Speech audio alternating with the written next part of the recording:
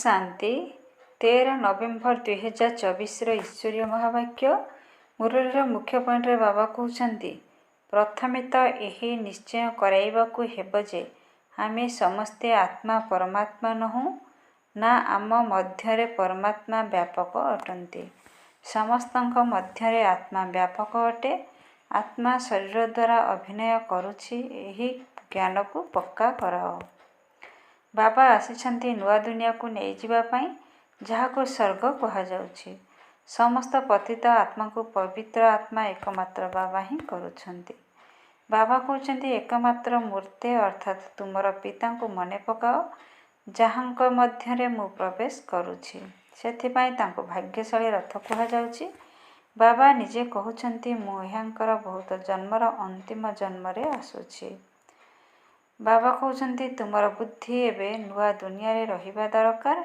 उठिबा बसिबा समय रे बुद्धि रे रहुजे आमे पाठ पढुछु। बाबा आमको पढ़ाउछंती। बाबा कहउछंती एही याद पुरुषार्थर क्रमानुसार रहिछि। बाबा मध्य पुरुषार्थर क्रमानुसार याद प्यार देउछंती। भल पाठ पढुथिबा विद्यार्थी को टीचर निश्चिंत अधिक स्नेह करिवे। एक बाबांक व्यतीत अन्य कोनोसी आड़को बुद्धि न जाऊ। बाबा को याद न कले पाप किपरि कटिब। माया घड़ी को घड़ी तुमर बुद्धि जोग भ्रमित करदेव। माया बहुत धोखा देउछि। मु संगम जुगरे ही आसुछि एहाकू बुद्धि रे पक्का करिबाकू हेब। बाबा आमर बापा शिक्षक गुरु अटंती जे पुणी शतप्रधान हेबार बहुत भल उपाय बताउछंती। बाबा कहउछंती प्रथमे एही कथा बुझाओ जे आम आत्मा मानकर से पिता अटंती। आमे समस्ते परस्पर भाई भाई अटु। सबु आत्मा मानंकु बाबांकर परिचय देई कर्म अकर्म विकर्मर गुह गति सुनाइबाकू हेब। प्रथमे अलफर पाठ को ही पक्का करिबाकू हेब। ओम शांति। वर्तमान संपूर्ण मुरली सुनिबा। मिठे बच्चे समस्तंको प्रथमे अलफर पाठ अर्थात बाबांकर विषय रे पक्का कराओ। तुमे समस्ते आत्मा भाई भाई अट। समस्तंको प्रथमे अलफर पाठ अर्थात बाबांक विषय रे पक्का कराओ। तुमे समस्ते आत्मा भाई भाई अट। प्रश्न केउ गोटिए कथार श्रीमत मनुष्य मत ठारू बिल्कुल विपरीत अटे। केउ गोटिए कथार श्रीमत मनुष्य मत ठारू बिल्कुल विपरीत अटे। उत्तर मनुष्य मत कहूछि आमे मोक्ष को प्राप्त करिबु। श्रीमत कहूछि एही ड्रामा अनादि अविनाशी अटे। मोक्ष काहाकू भी मिली पारिब नाही। जदिओ केही कहउछंती एही अभिनय मोर पसंद नुहे किंतु एथिरे केही किछि भी करि पारिबे नाही। अभिनय करिबा पई आसिबाकू ही पड़िब। श्रीमत ही तुमको श्रेष्ठ कराउछि। मनुष्य मत तो अनेक प्रकारर रहिछि। ओम शांति। वर्तमान एक कथा तो पिला माने जानिछंती जे आमे बाबांक सम्मुखरे बसिछु। बाबा मध्य जानिछंती जे पिला माने मो सम्मुखरे बसिछंती। ए कथा मध्य तुमे पिला माने जानिछ बाबा आमको शिक्षा देउछंती जहा पुणी अन्य आत्मा मानंकु देबाकू हेब। प्रथमे तो बाबांक परिचय ही देबाकू हेब काहेकि ना समस्ते बाबांकु एवं बाबांक शिक्षा को भूली जाइछंती। एबे बाबा जे पाठ पढ़ाउछंती एही पाठ पढ़ा पुणी 5000 वर्ष परे मिलिबो। एही ज्ञान आउ कहा पाखरे नाही। मुख्य हेउछि बाबांकर परिचय देबा पुणी बुझाइबाकू हेब जे आमे समस्ते भाई भाई। समग्र दुनिया रे जे आत्मा माने अछंती समस्ते परस्पर मध्यरे भाई भाई अटंती। समस्तंको मिलिथिबा अभिनय समस्ते निजे निजर शरीर द्वारा करुछंती। एबे तो बाबा आसिछंती नुआ दुनिया को नहीं जीवा पाई जहाको स्वर्ग कुहा जाउछि। किंतु एबे आमे समस्ते भाई माने पतित अटु। जण हेले पवित्र नाहांती। समस्त पतित आत्मा को पवित्र आत्मा एकमात्र बाबा ही करुछंती। एहा हेउछि ही पतित विकारी रावणर दुनिया। रावणर अर्थ ही हेउछि 5 विकार स्त्री मध्यरे 5 विकार पुरुष मध्यरे अछि। बाबा बहुत सहज रीति रे बुझाउछंती। तुमे मध्य अन्य को एही परि बुझाई पारिबो। तेणु प्रथमे एही कथा बुझाओ जे आम आत्मा मानंकर सिए पिता अटंती। आमे समस्ते परस्पर भाई भाई अटु। बुझाइबा परे पचार एहा ठीक अटे ना ना। ଏହାପରେ ମତାମତ ଲେଖାଅ ଯେ ଆମେ ସମସ୍ତେ ହେଉଛୁ ଭାଇ ଭାଇ, ଆମର ବାପା ମଧ୍ୟ ଏକ ଅଟନ୍ତି। ଆମ ସମସ୍ତ ଆତ୍ମାମାନଙ୍କର ସେ ହେଉଛନ୍ତି ସୁପ୍ରିମ ଅର୍ଥାତ୍ ପରମାତ୍ମା।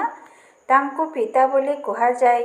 ଏହି ନିଶ୍ଚୟକୁ ପକ୍କା ବୁଦ୍ଧିରେ ରଖିଲେ ପରମାତ୍ମା ସର୍ବବ୍ୟାପୀ ଆଦିର ଯେଉଁ ଆବର୍ଜନା ବୁଦ୍ଧିରେ ରହିଛି ତାହା ବାହାରିଯିବ। ପ୍ରଥମେ ଅଲଫ ଅର୍ଥାତ୍ ଆଲ୍ଲାଙ୍କ ବିଷୟରେ ପଢ଼ାଇବାକୁ ହେବ। ସେମାନଙ୍କୁ କୁହ, ଏହାକୁ ପ୍ରଥମେ ଭଲ ଭାବରେ ବସି ଲେଖ।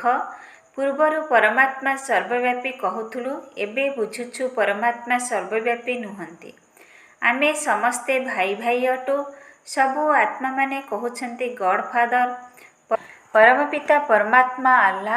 ପ୍ରଥମେ ତ ଏହି ନିଶ୍ଚୟ କରିବାକୁ ହେବ ଯେ ଆମେ ସମସ୍ତେ ଆତ୍ମା ପରମାତ୍ମା ନୋହୁଁ, ନା ଆମ ମଧ୍ୟରେ ପରମାତ୍ମା ବ୍ୟାପକ ଅଟନ୍ତି। ସମସ୍ତଙ୍କ ମଧ୍ୟରେ ଆତ୍ମା ବ୍ୟାପକ ଅଟେ।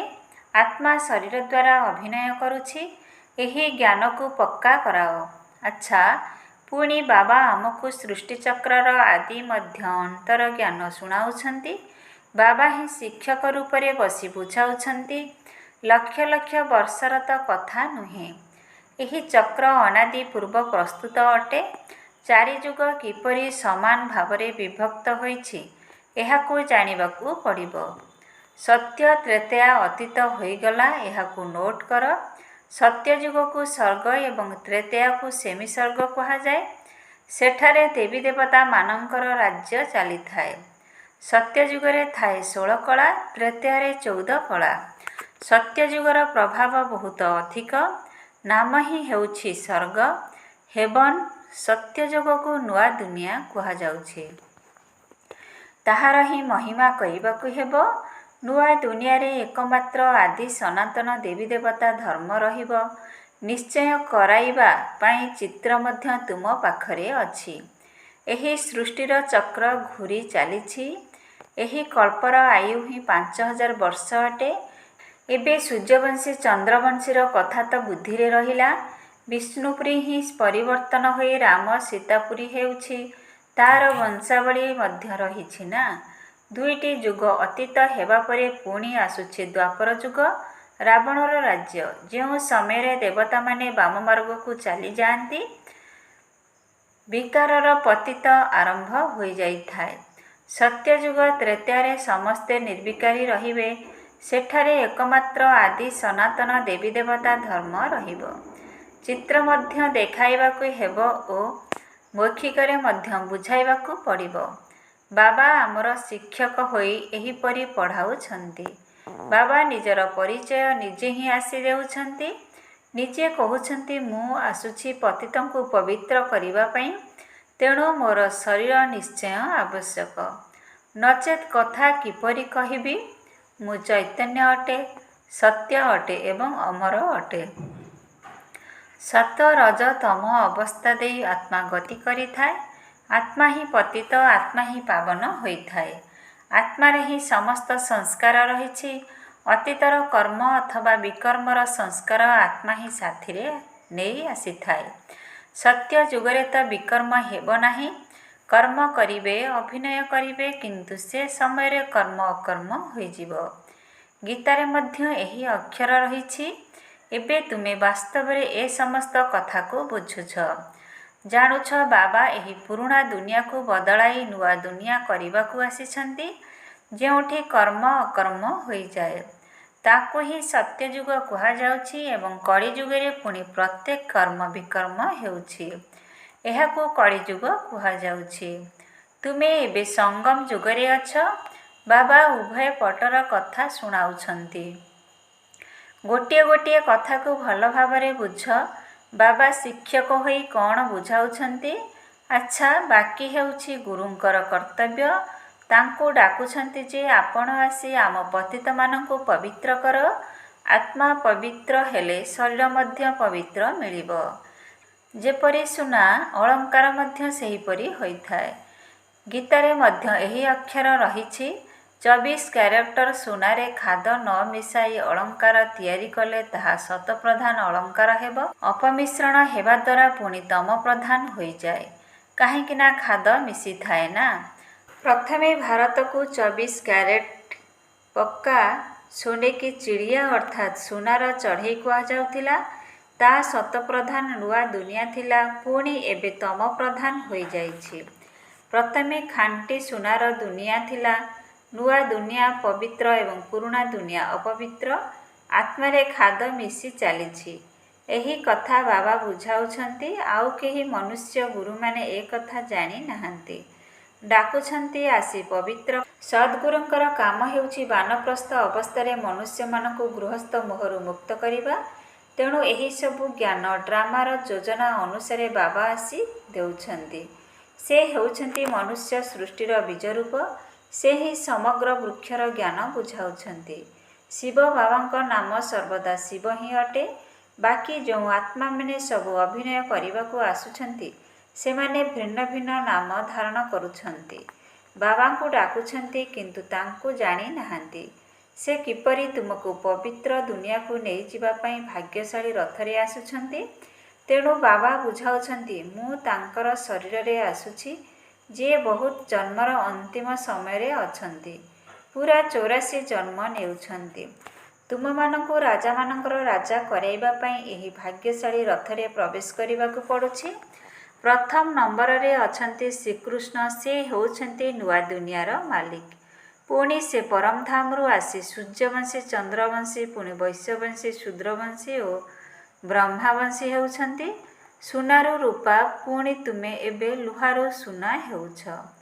ବାବା କହୁଛନ୍ତି, ଏକମାତ୍ର ମୋତେ ଅର୍ଥାତ୍ ତୁମର ପିତାଙ୍କୁ ମନେ ପକାଅ, ଯାହାଙ୍କ ମଧ୍ୟରେ ମୁଁ ପ୍ରବେଶ କରୁଛି। ଏହାଙ୍କ ଆତ୍ମାରେ ତ ଟିକେ ହେଲେ ଜ୍ଞାନ ନଥିଲା।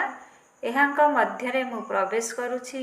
ସେଥିପାଇଁ ତାଙ୍କୁ ଭାଗ୍ୟଶାଳୀ ରଥ କୁହାଯାଉଛି। ବାବା ନିଜେ କହୁଛନ୍ତି, ମୁଁ ଏହାଙ୍କର ବହୁତ ଜନ୍ମର ଅନ୍ତିମ ଜନ୍ମରେ ଆସୁଛି। ଗୀତାରେ ହିଁ ସଠିକ୍ ଅକ୍ଷର ରହିଛି। ଗୀତାକୁ ହିଁ ସର୍ବଶାସ୍ତ୍ରମୟୀ ଶିରୋମଣି କୁହାଯାଉଛି। ଏହି ସଙ୍ଗମ ଯୁଗରେ ହିଁ ବାବା ଆସି ବ୍ରାହ୍ମଣ କୁଳ ଏବଂ ଦେବୀ ଦେବତା କୁଳର ସ୍ଥାପନା କରୁଛନ୍ତି। ଅନ୍ୟ ଧର୍ମ ବିଷୟରେ ତ ସମସ୍ତଙ୍କୁ ଜଣାଅଛି। ଦେବୀ ଦେବତା ଧର୍ମ ବିଷୟରେ କାହାକୁ ଜଣା ନାହିଁ। ବହୁତ ଜନ୍ମର ଅନ୍ତିମ ସମୟରେ ଅର୍ଥାତ୍ ସଙ୍ଗମ ଯୁଗରେ ହିଁ ବାବା ଆସୁଛନ୍ତି।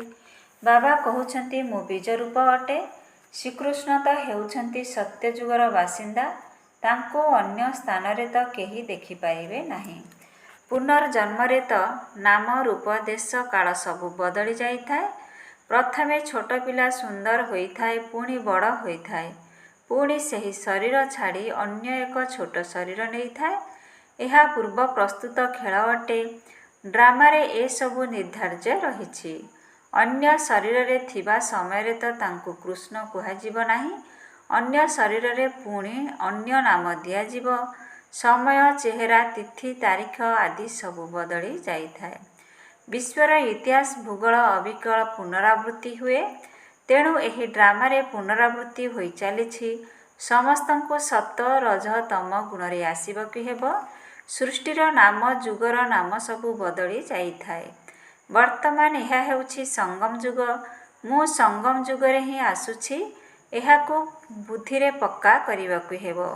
ବାବା ଆମର ବାପା, ଶିକ୍ଷକ, ଗୁରୁ ଅଟନ୍ତି, ଯିଏ ପୁଣି ଶତପ୍ରଧାନ ହେବାର ବହୁତ ଭଲ ଉପାୟ ବତାଉଛନ୍ତି। ଗୀତାରେ ମଧ୍ୟ ଏ କଥା ରହିଛି। ଦେହ ସହିତ ଦେହର ସବୁ ଧର୍ମକୁ ଛାଡ଼ି ନିଜକୁ ଆତ୍ମା ଭାବ। ନିଜର ଘରକୁ ନିଶ୍ଚୟ ଫେରିବାକୁ ହେବ। ଭକ୍ତି ମାର୍ଗରେ କେତେ ମେହନତ କରୁଛନ୍ତି ଭଗବାନଙ୍କ ପାଖକୁ ଯିବା ପାଇଁ। ତାହା ହେଉଛି ମୁକ୍ତିଧାମ। କର୍ମରୁ ମୁକ୍ତ ହୋଇ ଆମେ ନିରାକାରୀ ଦୁନିଆରେ ନିରାକାରୀ ଆତ୍ମା ରୂପେ ବସୁଛୁ। ଅଭିନେତା ଘରକୁ ଗଲେ ତ ଅଭିନୟ କରିବାରୁ ମୁକ୍ତ ହେଲେ। ସମସ୍ତେ ଚାହୁଁଛନ୍ତି ଆମେ ମୁକ୍ତି ପାଇଯାଆନ୍ତୁ କି? କିନ୍ତୁ ମୁକ୍ତି ତ କାହାକୁ ମିଳିପାରିବ ନାହିଁ। ଏହି ଡ୍ରାମା ଅନାଦି ଅବିନାଶୀ ଅଟେ। କେହି ଯଦି କୁହନ୍ତି, ଏହି ଅଭିନୟ କରିବା ମୋର ପସନ୍ଦ ହେଉ ନାହିଁ, ପରନ୍ତୁ ଏଥିପାଇଁ କେହି କିଛି କରିପାରିବେ ନାହିଁ। ଏହା ଅନାଦି ପୂର୍ବ ପ୍ରସ୍ତୁତ ଡ୍ରାମା ଅଟେ। ଜଣେ ମଧ୍ୟ ଏଥିରୁ ମୁକ୍ତି ପାଇପାରିବେ ନାହିଁ। ସେ ସବୁ ହେଉଛି ଅନେକ ପ୍ରକାରର ମନୁଷ୍ୟ ମତ। ଏହା ହେଉଛି ଶ୍ରୀମତ ଶ୍ରେଷ୍ଠ କରାଇବା ପାଇଁ। ମନୁଷ୍ୟକୁ ଶ୍ରେଷ୍ଠ କୁହାଯିବ ନାହିଁ। ଦେବତାମାନଙ୍କୁ ଶ୍ରେଷ୍ଠ କୁହାଯାଇଥାଏ। ତାଙ୍କ ପାଖରେ ସମସ୍ତେ ନତମସ୍ତକ ହେଉଛନ୍ତି। ତେଣୁ ସେମାନେ ଶ୍ରେଷ୍ଠ ହେଲେ ନା। କିନ୍ତୁ ଏ କଥା ବି କାହାକୁ ଜଣା ନାହିଁ। ଏବେ ତୁମେ ବୁଝୁଛ ଯେ 84 ଜନ୍ମ ତ ନେବାକୁ ହିଁ ହେବ। ଶ୍ରୀକୃଷ୍ଣ ଦେବତା ଅଟନ୍ତି, ସେ ବୈକୁଣ୍ଠର ରାଜକୁମାର। ସେ ଏଠାକୁ କିପରି ଆସିବେ? ନା, ସେ ଗୀତା ଶୁଣାଇଥିଲେ, କେବଳ ଦେବତା ଥିଲେ, ସେଥିପାଇଁ ଲୋକେ ତାଙ୍କୁ ପୂଜା କରୁଛନ୍ତି। ଦେବତାମାନେ ହେଲେ ପବିତ୍ର, ନିଜେ ପତିତ ଅଟନ୍ତି। ଏ କଥା ମଧ୍ୟ କହୁଛନ୍ତି ମୁଁ ନିର୍ଗୁଣୀ ଅଟେ, ମୋ ପାଖରେ କୌଣସି ଗୁଣ ନାହିଁ, ଆପଣ ଆମକୁ ଏହିପରି କରନ୍ତୁ। ଶିବଙ୍କ ଆଗକୁ ଯାଇ କହୁଛନ୍ତି ଆମକୁ ମୁକ୍ତି ଦିଅ। ସେ କେବେ ଜୀବନ ମୁକ୍ତି ବା ଜୀବନ ବନ୍ଧନରେ ଆସୁନାହାନ୍ତି, ସେଥିପାଇଁ ତାଙ୍କୁ ଡାକୁଛନ୍ତି ମୁକ୍ତି ଦିଅ। ଜୀବନ ମୁକ୍ତି ମଧ୍ୟ ସେ ହିଁ ଦେଉଛନ୍ତି। ଏବେ ତୁମେ ବୁଝୁଛ ବାବା ଏବଂ ମାମାଙ୍କର ଆମେ ସନ୍ତାନ ଅଟୁ। ତାଙ୍କଠାରୁ ଆମକୁ ଅସରନ୍ତି ଧନ ମିଳୁଛି। ମନୁଷ୍ୟମାନେ ତ ଅଜ୍ଞାନତା କାରଣରୁ ମାଗି ଚାଲିଛନ୍ତି। ଅଜ୍ଞାନୀ ତ ନିଶ୍ଚୟ ଦୁଃଖୀ ହିଁ ହେବେ ନା। ଅସରନ୍ତି ଦୁଃଖ ଭୋଗ କରିବାକୁ ପଡ଼ିଥାଏ। ତେଣୁ ଏସବୁ କଥା ପିଲାମାନଙ୍କୁ ବୁଦ୍ଧିରେ ରଖିବାକୁ ହେବ। ଏକ ଅବିନାଶୀ ବାବାଙ୍କୁ ନ ଜାଣିବା କାରଣରୁ ପରସ୍ପର ମଧ୍ୟରେ କେତେ ଲଢ଼େଇ କରୁଛନ୍ତି। ସମସ୍ତେ ଅନାଥ ହୋଇଯାଇଛନ୍ତି। ସେମାନେ ହେଲେ ହଦ୍ର ଅନାଥ, ଅର୍ଥାତ୍ ଯେଉଁମାନଙ୍କର ବାପା ନାହାନ୍ତି। ଇଏ ହେଲେ ବେହଦର ଅନାଥ, ଅର୍ଥାତ୍ ଯେ ପରମାତ୍ମା ପିତାକୁ ଜାଣିନାହାନ୍ତି। ବାବା ନୂଆ ଦୁନିଆର ସ୍ଥାପନା କରୁଛନ୍ତି। ବର୍ତ୍ତମାନ ହେଉଛି ପତିତ ଆତ୍ମାମାନଙ୍କର ପତିତ ଦୁନିଆ। ପବିତ୍ର ଦୁନିଆ ସତ୍ୟ ଯୁଗକୁ କୁହାଯାଇଥାଏ, କଳିଯୁଗକୁ ପୁରୁଣା ଦୁନିଆ କୁହାଯାଉଛି। ତେଣୁ ବୁଦ୍ଧିରେ ଏସବୁ କଥା ରହିଛି ନା। ପୁରୁଣା ଦୁନିଆର ବିନାଶ ହୋଇଯିବ, ପୁଣି ନୂଆ ଦୁନିଆକୁ ଆମର ବଦଳି ହୋଇଯିବ। ଏବେ ଆମେ ଅଳ୍ପ ସମୟ ପାଇଁ ସଙ୍ଗମ ଯୁଗରେ ରହିଛୁ। ପୁରୁଣା ଦୁନିଆରୁ ନୂଆ ଦୁନିଆ ହେଉଛି। ତୁମକୁ ନୂଆ ଦୁନିଆ ବିଷୟରେ ମଧ୍ୟ ଜଣାଅଛି। ତୁମର ବୁଦ୍ଧି ଏବେ ନୂଆ ଦୁନିଆରେ ରହିବା ଦରକାର। ଉଠିବା ବସିବା ସମୟରେ ବୁଦ୍ଧିରେ ରହୁଛେ ଆମେ ପାଠ ପଢ଼ୁଛୁ, ବାବା ଆମକୁ ପଢ଼ାଉଛନ୍ତି। ଛାତ୍ରମାନଙ୍କର ଏହି କଥା ମନେ ରହିବା ଉଚିତ। ପୁଣି ବି ଏହି ୟାଦ୍ ପୁରୁଷାର୍ଥର କ୍ରମ ଅନୁସାରେ ରହିଛି। ବାବା ମଧ୍ୟ ପୁରୁଷାର୍ଥର କର୍ମ ଅନୁସାରେ ୟାଦ୍ ପ୍ୟାର ଦେଉଛନ୍ତି। ଭଲ ପାଠ ପଢ଼ୁଥିବା ବିଦ୍ୟାର୍ଥୀଙ୍କୁ ଟିଚର ନିଶ୍ଚିନ୍ତ ଅଧିକ ସ୍ନେହ କରିବେ। କେତେ ପ୍ରଭେଦ ହୋଇଯାଇଥାଏ। ଏବେ ବାବା ତ ବୁଝାଇ ଚାଲିଛନ୍ତି। ପିଲାମାନଙ୍କୁ ଧାରଣା କରିବାକୁ ହେବ, ଏକ ବାବାଙ୍କ ବ୍ୟତୀତ ଅନ୍ୟ କେଉଁ ଆଡ଼କୁ ବୁଦ୍ଧି ନ ଯାଉ। ବାବାଙ୍କୁ ୟାଦ୍ ନ କଲେ ପାପ କିପରି କଟିବ? ମାୟା ଘଡ଼ିକୁ ଘଡ଼ି ତୁମର ବୁଦ୍ଧି ଯୋଗ ଭ୍ରମିତ କରିଦେବ। ମାୟା ବହୁତ ଧୋକା ଦେଉଛି। ବ୍ରହ୍ମା ବାବା ଉଦାହରଣ ଦେଉଛନ୍ତି। ଭକ୍ତି ମାର୍ଗରେ ମୁଁ ଲକ୍ଷ୍ମୀଙ୍କର ବହୁତ ପୂଜା କରୁଥିଲି। ଚିତ୍ରରେ ଦେଖିଲି ଦେବୀ ଲକ୍ଷ୍ମୀ ନାରାୟଣଙ୍କର ପାଦ ମଞ୍ଚାଳୁଛନ୍ତି। ତେଣୁ ଚିତ୍ରରେ ତାଙ୍କୁ ସେ କାର୍ଯ୍ୟରୁ ମୁକ୍ତ କରିଦେଲି। ଲକ୍ଷ୍ମୀ ନାରାୟଣଙ୍କ ସ୍ମୃତିରେ ବସି ଯଦି ବୁଦ୍ଧି ଏଣେ ତେଣେ ଚାଲି ଯାଉଥିଲା, ତେବେ ନିଜକୁ ଚାପଡ଼ା ମାରୁଥିଲି। ବୁଦ୍ଧି ଅନ୍ୟ ଆଡ଼କୁ କାହିଁକି ଯାଉଛି? ଶେଷରେ ବିନାଶ ଏବଂ ସ୍ଥାପନାର ସାକ୍ଷାତକାର ମଧ୍ୟ କଲି। ସାକ୍ଷାତକାରର ଆଶା ପୂର୍ଣ୍ଣ ହେଲା। ବୁଝିଲି ଯେ ଏବେ ଏହି ନୂଆ ଦୁନିଆ ଆସୁଛି, ମୁଁ ଏପରି ବିଷ୍ଣୁ ହେବି। ବାକି ଏହି ପୁରୁଣା ଦୁନିଆ ତ ବିନାଶ ହୋଇଯିବ। ପକ୍କା ନିଶ୍ଚୟ ହୋଇଗଲା। ନିଜର ରାଜଧାନୀର ମଧ୍ୟ ସାକ୍ଷାତକାର ହେଲା। ତେବେ ଯେତେବେଳେ କି ସ୍ୱର୍ଗର ରାଜତ୍ୱ ମିଳୁଛି, ଏହି ରାବଣ ରାଜ୍ୟର ରାଜତ୍ୱକୁ କ'ଣ କରିବି? ଏହି ବିଚାର ଆସିବା ହିଁ ହେଉଛି ଈଶ୍ୱରୀୟ ବୁଦ୍ଧି। ଈଶ୍ୱର ନିଜେ ପ୍ରବେଶ କରି ଏହିପରି ବୁଦ୍ଧିକୁ ଚଳାଇଲେ। ଜ୍ଞାନର କଳସ ତ ମାତାମାନଙ୍କୁ ମିଳୁଛି, ତେଣୁ ମାତାମାନଙ୍କୁ ସବୁ କିଛି ଦେଇଦେଲେ। ତୁମେ କାରବାର ସମ୍ଭାଳ, ସମସ୍ତଙ୍କୁ ଶିଖାଅ। ଶିଖାଇ ଶିଖାଇ ଏ ପର୍ଯ୍ୟନ୍ତ ଆସିଗଲେ। ଜଣେ ଅନ୍ୟ ଜଣକୁ ଶୁଣାଇ ଶୁଣାଇ ଦେଖ ଏବେ କେତେ ବୃଦ୍ଧି ହୋଇଗଲାଣି। ଆତ୍ମା ପବିତ୍ର ହୋଇ ଚାଲିଛି। ପୁଣି ପବିତ୍ର ଆତ୍ମାକୁ ପବିତ୍ର ଶରୀର ବି ଦରକାର। ବୁଝୁଛନ୍ତି, ହେଲେ ପୁଣି ମଧ୍ୟ ମାୟା ଭୁଲାଇ ଦେଉଛି। ତୁମେ କହୁଛ 7 ଦିନର ପାଠ୍ୟକ୍ରମ କର, ତେବେ କହୁଛନ୍ତି କାଲି ଆସିବୁ। ଦ୍ୱିତୀୟ ଦିନ ମାୟା ସେ କଥା ଭୁଲାଇ ଦେଉଛି। ଆସୁ ହିଁ ନାହାନ୍ତି। ଭଗବାନ ପଢ଼ାଉଛନ୍ତି, କିନ୍ତୁ ଭଗବାନଙ୍କ ପାଖକୁ ମଧ୍ୟ ଆସି ପଢ଼ୁନାହାନ୍ତି। କହୁଛନ୍ତି ମଧ୍ୟ ହଁ ନିଶ୍ଚୟ ଆସିବୁ, ପରନ୍ତୁ ମାୟା ନିଶା ଉଡ଼ାଇ ଦେଉଛି। ନିୟମିତ ବିଦ୍ୟାର୍ଥୀ ହେବାକୁ ଦେଉନାହିଁ। ଯିଏ କଳ୍ପ ପୂର୍ବରୁ ପୁରୁଷାର୍ଥ କରିଥିଲେ ସେଇମାନେ ନିଶ୍ଚୟ କରିବେ, ଆଉ ତ କୌଣସି ଦୋକାନ ନାହିଁ। ତୁମେ ବହୁତ ପୁରୁଷାର୍ଥ କରୁଛ, ବଡ଼ ବଡ଼ ମ୍ୟୁଜିୟମ ନିର୍ମାଣ କରୁଛ। ଯିଏ କଳ୍ପ ପୂର୍ବରୁ ବୁଝିଥିଲେ ସେଇମାନେ ହିଁ ବୁଝିବେ। ବିନାଶ ତ ହେବ, ତା ପୂର୍ବରୁ ସ୍ଥାପନା ମଧ୍ୟ ହୋଇ ଚାଲିଛି। ଆତ୍ମା ପାଠ ପଢ଼ି ଫାଷ୍ଟକ୍ଲାସ୍ ଶତପ୍ରଧାନ ଶରୀର ଧାରଣ କରିବ। ଆମର ଲକ୍ଷ୍ୟ ଉଦ୍ଦେଶ୍ୟ ହିଁ ଏହା ଅଟେ ନା। ଏ କଥା ସଦାସର୍ବଦା କାହିଁକି ମନେ ରହିବ ନାହିଁ? ଏବେ ଆମେ ନିଜର ପୁରୁଷାର୍ଥ ଅନୁସାରେ ନୂଆ ଦୁନିଆକୁ ଯାଉଛେ। ଆଚ୍ଛା, ମିଠା ମିଠା ଶିକ୍ଷିତ ସନ୍ତାନମାନଙ୍କ ପ୍ରତି ମାତା ପିତା ବାପଦାଦାଙ୍କର ମଧୁର ସ୍ନେହ ସମ୍ପନ୍ନ ଶୁଭେଚ୍ଛା ଏବଂ ସୁପ୍ରଭାତ। ଆତ୍ମିକ ପିତାଙ୍କର ଆତ୍ମିକ ସନ୍ତାନମାନଙ୍କୁ ନମସ୍ତେ। ଆତ୍ମିକ ସନ୍ତାନମାନଙ୍କର ଆତ୍ମିକ ପିତାଙ୍କୁ ନମସ୍ତେ ନମସ୍ତେ ନମସ୍ତେ। ଓମ୍ ଶାନ୍ତି। ମେରା ବାବା, ପ୍ୟାରା ବାବା, ମିଠା ବାବା, ଶୁକ୍ରିୟା ବାବା। ଓମ୍ ଶାନ୍ତି। ଧାରଣା ପାଇଁ ମୁଖ୍ୟ ସାର। 1ରେ ବୁଦ୍ଧିରେ ସର୍ବଦା ମନେ ରହୁ କି ଏବେ ଆମେ ଅଳ୍ପ ସମୟ ପାଇଁ ସଙ୍ଗମ ଯୁଗରେ ବସିଛୁ। ପୁରୁଣା ଦୁନିଆର ବିନାଶ ହେଲେ ଆମେ ନୂଆ ଦୁନିଆକୁ ଟ୍ରାନ୍ସଫର ହୋଇଯିବୁ। ସେଥିପାଇଁ ଏଥିରୁ ବୁଦ୍ଧିଯୋଗ ତୁଟାଇ ଦେବାକୁ ହେବ। ବୁଦ୍ଧିରେ ସର୍ବଦା ମନେ ରହୁ କି ଏବେ ଆମେ ଅଳ୍ପ ସମୟ ପାଇଁ ସଙ୍ଗମ ଯୁଗରେ ବସିଛୁ।